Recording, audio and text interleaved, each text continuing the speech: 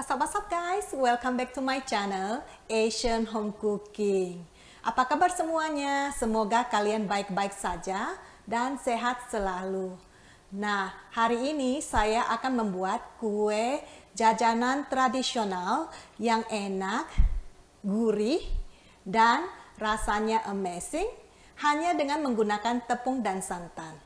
Simak sampai habis video ini. Dan jika kalian suka dengan video ini, jangan lupa subscribe, komen, like, dan share ke teman-teman kalian semuanya. Terima kasih.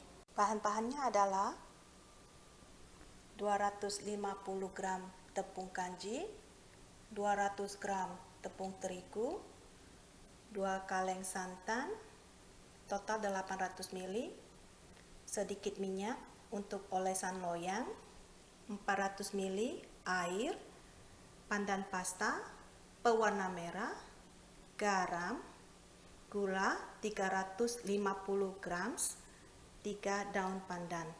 Mari kita lanjut ke proses pembuatannya.